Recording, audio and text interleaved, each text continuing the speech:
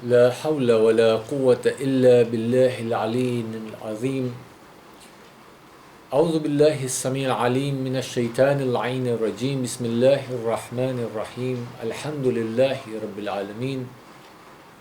My elders, my brothers, mu'mineen and mu'minat, salamun alaykum wa rahmatullahi wa barakatuh. We have completed, alhamdulillah, by the grace of Allah subhanahu wa ta'ala, 7 fasts. And today we enter into the 8th fast. And before we begin to look at the dua that Aim alayhi salam have taught us for the 8th day, which has about 5 verses, I wish to ask you to remember in your duas Maulana Qalb Sadiq, who is admitted in hospital in India.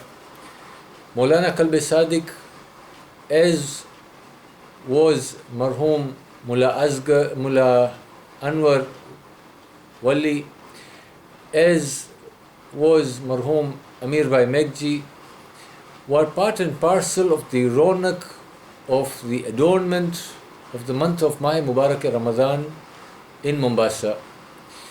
Many a time, in the time of Dhuhrain, you would find these individuals in the mosque, and we enjoyed their company and we learnt from these people. The 2 marhum I've mentioned, amongst other marhumeen, have left us, and we should not forget our marhumeen, especially because we too are going the same place where they've already reached. And we also need to remember our marhumeen so that we can spiritually awaken ourselves, that we are blessed to have this Mah Mubarak Ramadan, whereas the Ahle Qubur are screaming out from their graves that, oh, if only we had the pleasure of this banquet of Allah subhanahu wa ta'ala. So we remember Maulana Qalb Sadiq in our duas, we remember our marhumeen insha'Allah. Before I start the dua for the 8th day, there is a short story that I wish to share with you. There is a purpose of this story. We've all heard of Bahlul in the time of Harun al-Rashid some 800 years ago. In the city of Baghdad, Bahlul, the lover of Ahl Bayt alayhi salam, on the advice of the 7th Holy Imam, pretends to be Majnoon or Dana. Majnoon pretends to be crazy, not really mad, but used to walk around the city doing some very childish things with the children, and so on and so forth. But in his words, he would bring out wisdom. You find in one story that Bahlul one day comes across a young boy whose father was a woodcutter. In those days, there was no gas line into the house, or there was no supply of fire directly into the house through electric stoves. So somebody within the city, or some few people within the city, would go out of the city, find firewood and sell them in the city for some money.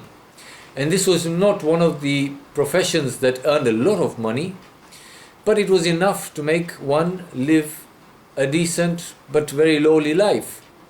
So this boy, the son of the woodcutter, was crying, and Bahlul asks him, "What is wrong?" And this boy says, and this is a very important thing that we must remember and reflect upon, especially in this month of Mah Mubarak, when we sit on the banquet of our own making on the tables during iftar and sahri, and maybe even the banquets that we tend to have privately after our iftar, because we tend to eat quite a bit over the space of the night. So Bahlul asks this young boy, "What is the matter? Why are you crying?" And the boy says, "I desire to have kebab." Now kebab is something that we all have partaken in, insha'Allah, and we know the taste of kebab. Especially in this state of fast, when you hear kebab, water automatically comes to your mouth. So the boy says that, "I desire kebab, but my father, being a woodcutter, earns about $2 a day." I'm just putting the currency in today's currency so that we can understand better. "And the kebabs are for $10. And my father, out of the $2 after expensing in the house, does not have enough saved up to buy me kebab." Bahlul thinks about it and says, "I wish I could help this young boy." And he goes on about with his work, and after 2 days, Bahlul finds himself sitting at the border of the forest and the city. And the woodcutter is coming into the city, and Bahlul asks the woodcutter, "What have you got in your hands?" And the woodcutter says, "I've got this bunch of wood that I will sell for $2. For $1. He had a smaller bunch than his normal bunch. And Bahlul says, "What if I gave you $10? And the woodcutter says, "But this is $1. And Bahlul says, "But I insist, I'm a willing buyer of your wood for $10. And after a lot of insistence, the woodcutter says, if this madman wants to part with $10 for wood that is worth $1, who am I to refuse?" And he takes the $10 and goes home happy. And he tells his family, "Today we are going to eat kebab." The story doesn't end there. As he brings the kebab home and they're enjoying their meal and he satisfied the need of his child, Bahlul comes by with his bundle of wood. And he says to the woodcutter that "I've realized I have no need for this wood anymore, and I wish to sell it back to you." Now imagine, you have sold a commodity, used the money, totally extinguished that money to buy something that you desire. A new mobile phone, a new toy, maybe a new laptop, what have you. And suddenly the owner of the goods or commodity you have sold comes back to you and says, "I want to sell it back to you." There's no money to pay him. And you do not have any expectation of earning that kind of money in the first place. So the woodcutter gets a bit upset or worried. And Bahlul says, "But I will only sell it to you at $1. So the woodcutter, before he could utter any words, the young boy sitting there says, "Bahlul, you truly are crazy, aren't you? You are making a loss of $9. And Bahlul replies, "To you it may be a loss, but to me it was the most profitable business." Really think about this story and put things in perspective. In today's time, if somebody told you, "I sold a $100 item for $1,000 and then I bought it back for $100, you would think this man was very intelligent. He made $900 without doing anything. And on the other hand, if somebody told you, "I bought a $100 item for $1,000 and sold it back for $100, you'd think he's crazy. But Bahlul says, "In this trade, I am making a profit." What was Bahlul's profit? Let's look at the dua today, inshallah, and we'll understand what was the profit of Bahlul. The first 7 days, you'll find the dua of Aim alayhimus salam train you to remove the outer shell and look at the inner self. If your inner self, which is your true self, is not purified and is not perfected and is not empowered through namaz and fasting, then your outer self or the outer shell that you carry in your world and your daily transactions is of no value. We give a lot of emphasis to our outer presentation, to our outer self, to how people perceive us. We forget what is important is how we find ourselves in the reflection of our own mirror. Aim alayhi salam in the first 7 days teach us to break apart from the shackles of sin and achieve the qurb and the closeness of Allah subhanahu wa ta'ala, and then protect the inner self with the covering of the garment of Allah subhanahu wa ta'ala, and aid it with our namaz and saum. From the 8th day, we find the tone changes. Now the Ahl Bayt say, your inner self is now good or is moving towards perfection. Now is the time to focus on your outer self. So the 8th dua begins with Bismillahir Rahmanir Rahim. Allahumma arzuqni fihi rahmata al-aitami.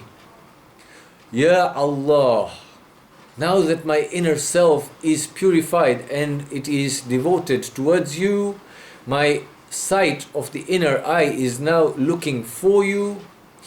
Grant me the mercy, one of the sifat of Allah subhanahu wa ta'ala, and we keep saying, it keeps coming up repeatedly in Bismillahir Rahmanir Rahim. O Allah, grant me the mercy through which I can take care of the orphans, yatama. And what is the yatama? We must realize that in our society, there are many, whether young or old, who have lost their parents, who have lost the shed over their heads.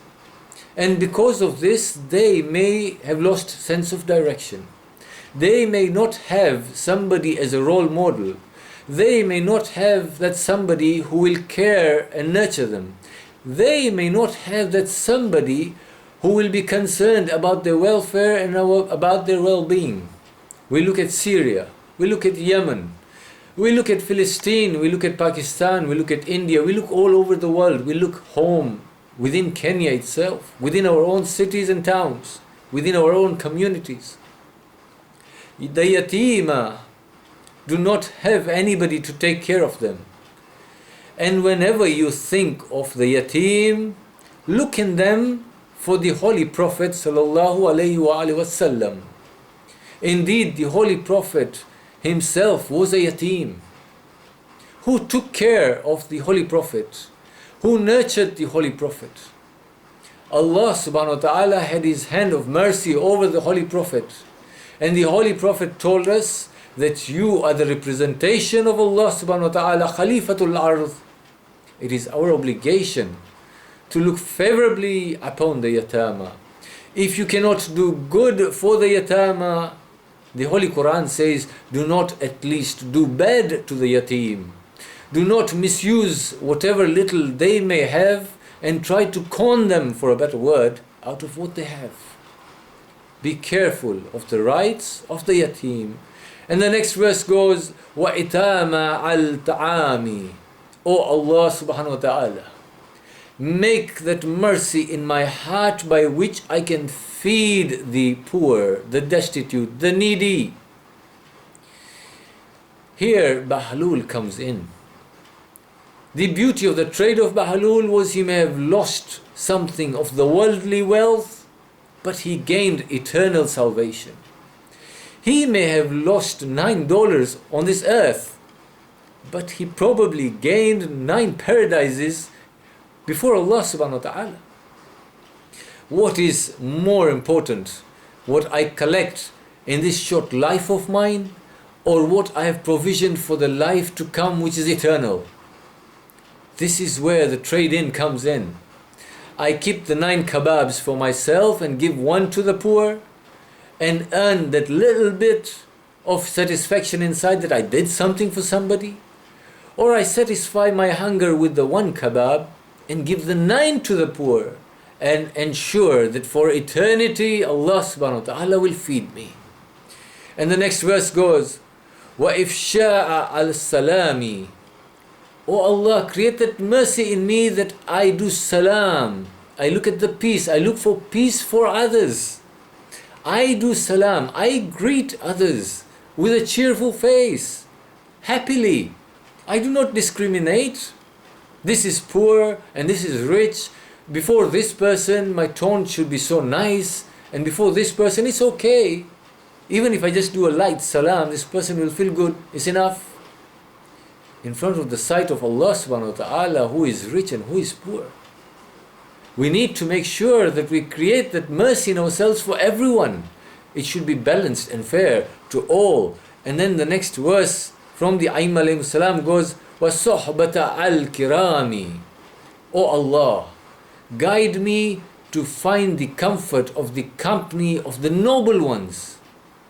Let me not be in the company of those who will lead me astray. In life, it's very easy to find entertainment in the group of people who we feel are lively and living the life.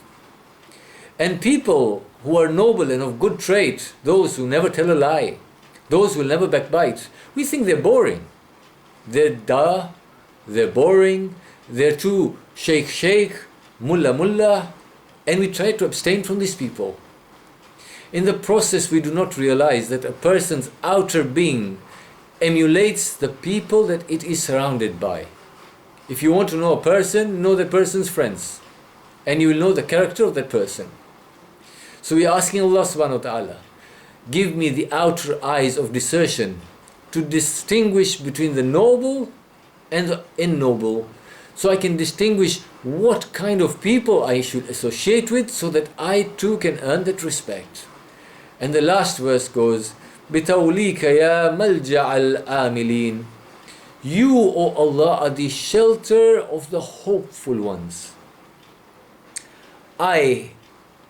You are all anticipating, hoping, hopeful, not certain. There is no guarantees in this life. The only guarantee comes if you're sure that your bag is full. We're all hopeful that on the day of Qiyamah, Allah subhanahu wa ta'ala is going to give us shelter. We are all hopeful that Allah subhanahu wa ta'ala is going to overlook our mistakes and give us Jannah. We all want comfort in this life and the life hereafter.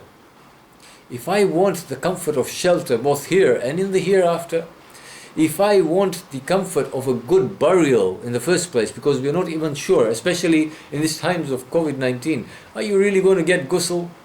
Are you going to be buried the way you're supposed to be buried? There's nations and countries where bodies are just buried without the normal ihtiyat of mayyat. It's unfortunate, but it's the fact of life.